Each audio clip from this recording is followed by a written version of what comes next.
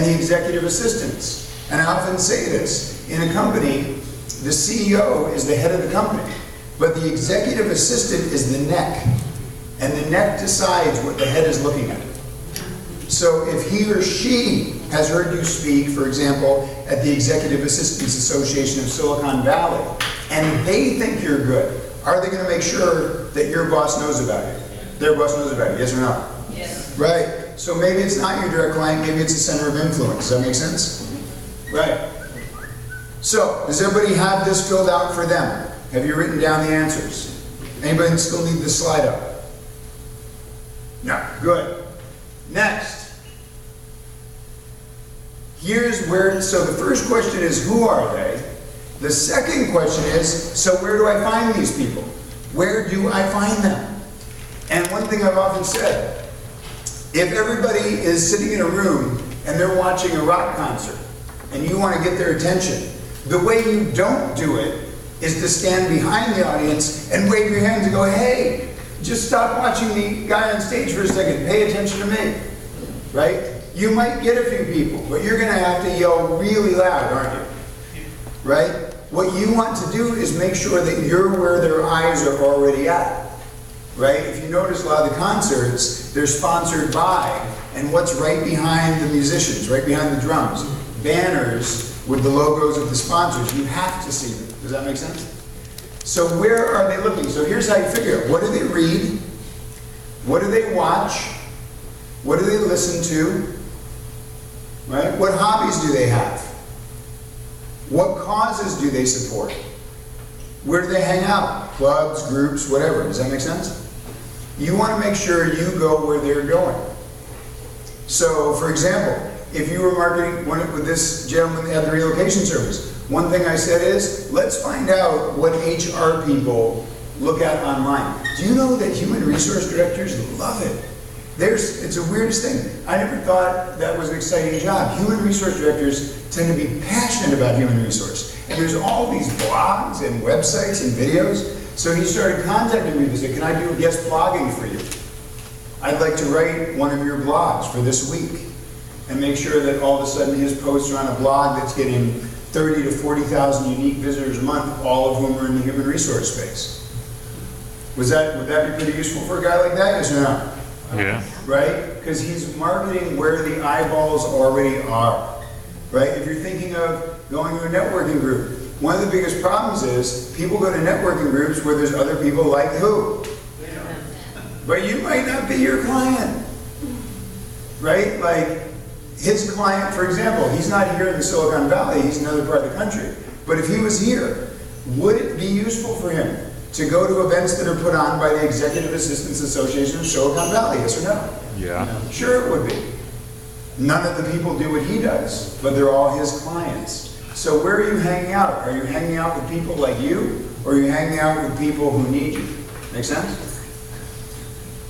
So, who has this down? Anybody have this down? Yes? Yes? No? Maybe? Okay. Now, if you do this, I will get this right before the end of this. So let me ask you, what would your 3 be?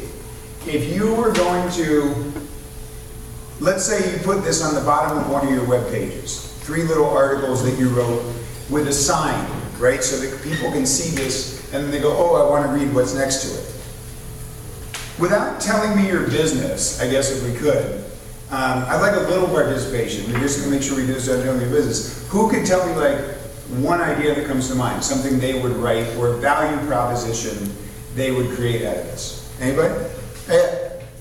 So without telling people my business, I Yeah. know that a lot of people from my industry, what they like to do is, on their newsletters or blogs, give something of value to the community, like calendar events, or recipes in a certain holiday, stuff like that are not necessarily linked to what they sell, but are something of value that they give to people. Which I get, but we still want to tie that to a value proposition, right? So for example, if you're going to send out, if one of the problems your client has is time management, and you say, hey, I've found this great piece of time management software, or I noticed there's this free app you should download that I highly recommend. You can still tie it to your business. You go, as someone who has spent 15 years helping people be more organized and manage their time better, I'm really excited to have found this thing, right? You still want to tie it back even when you're giving. It makes sense, right? So who can come up with one something? Yes, sir. The gentleman from Santa Cruz. Saving time and having mental clarity. Right. Great. Would you like to be able to save some time and clear your mind? Right. By the way, how many people would read an article on how to save time and clear your mind? Show of hands. It's pretty nice. Okay. Right. You got your interest. What else? Two more. Yes, ma'am. How would you like to sell more, work less? Here's 5 ways to do it. There you go. Who would read that article? Sell more, work less. Here's 5 easy ways to do it.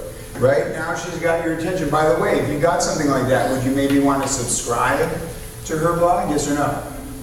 Right? And now she's got you. Because you might not buy it the first time you read an article.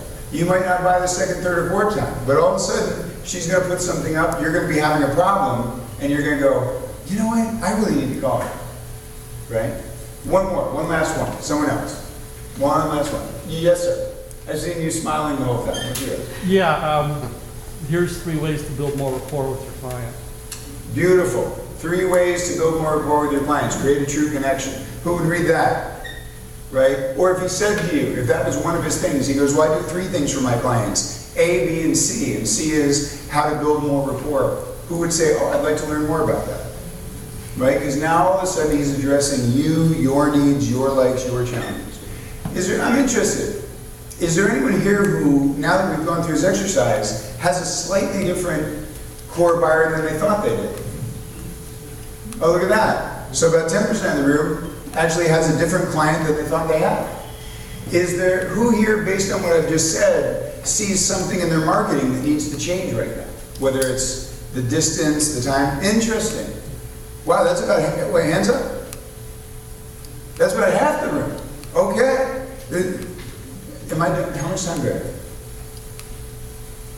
5 minutes? Good. Just out of interest, I'd like to take some shares on that. What would be the thing that you would change in your marketing? Tina, do you mind? No, I just like that the bullet points instead of like a paragraph or a sentence or a Right.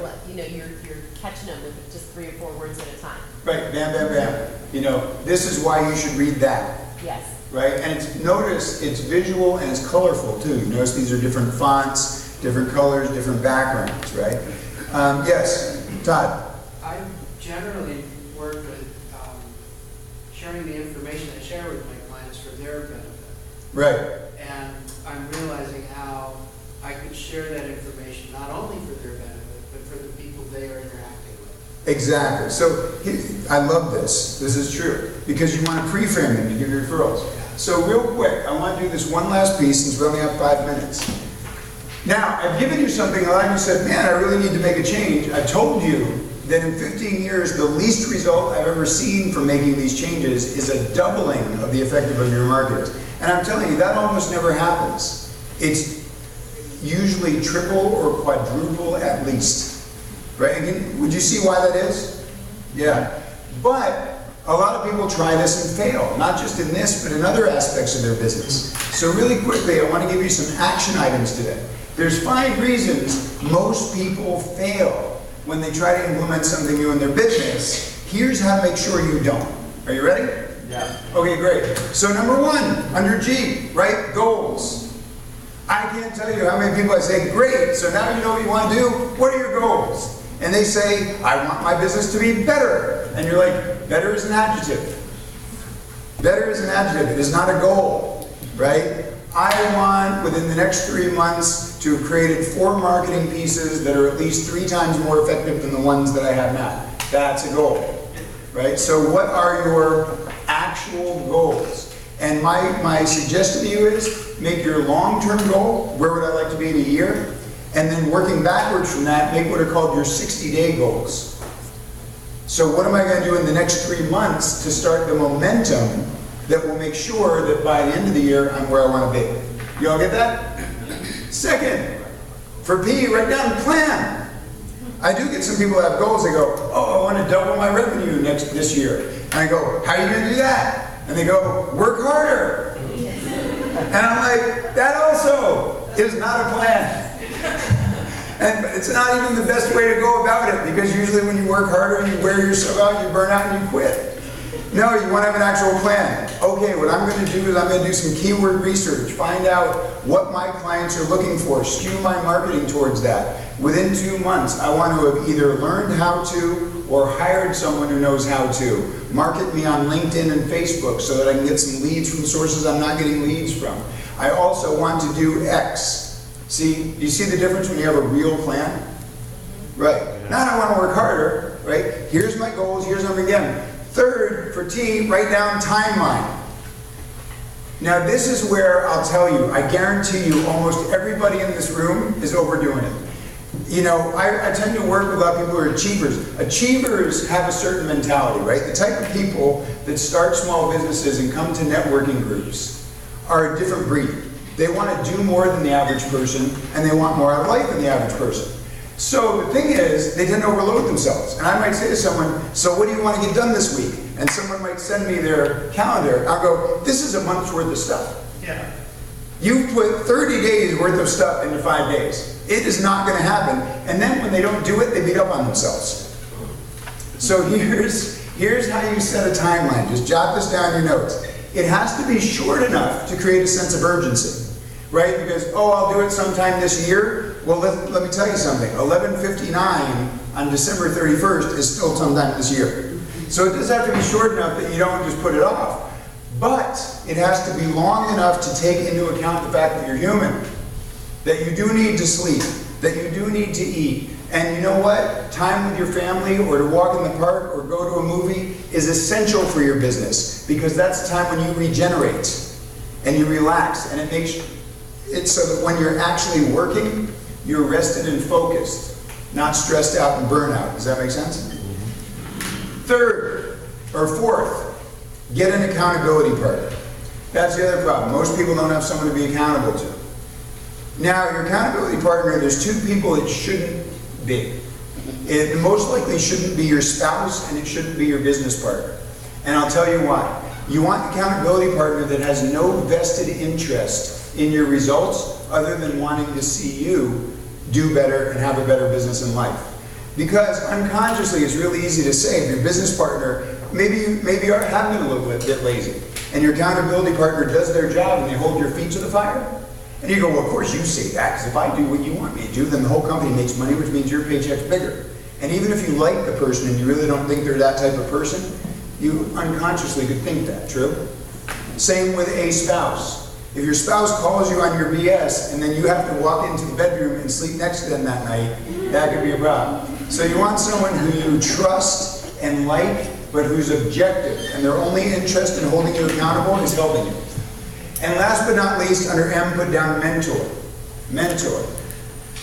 This is something that happened for me years ago. You know, my very first business I ever started, I had a mentor who was a multimillionaire, and it was amazing. I didn't appreciate at the time how much my learning was accelerated. Because instead of me having to go out and learn through my own mistakes, right? They call it the School of Hard What? School of Hard Knocks is a great school, but it's very time consuming and incredibly expensive. And there were a lot of times that he could look at me and go, well, there's a reason I wouldn't do that. And this is why. Or you know what, I tried that. It made sense to me when I was starting out in business too, but here's what happened. I'm like, great. So that just saved me 6 months of my life and lots of money. Because he showed me where he thought the same thing and why it was actually a mirage, not something I should be doing. I agreed with his reasoning and I could just skip it. See what I mean? So it's essential to find a mentor. I think that's why the coaching space has taken off in the last decade, because people are going, hey, if someone can tell me where the pitfalls are, I don't have to suffer. I can just skip past that stuff, get where I want to go.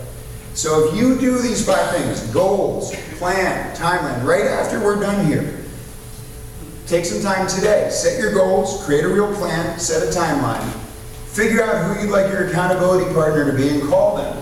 Tell them you heard this talk today and ask them if they'd like to meet with you once a week or once every other week. And then find a mentor, whether it's someone in business you know who would do it as a friend, someone you can hire, someone you can go work for, and say, I'll work for you for free in order to learn the business. but find who's going to mentor you so they can accelerate your learning process. You do those 5 things, plus what I taught you today, I guarantee you by the end of the year, you'll have a whole new business.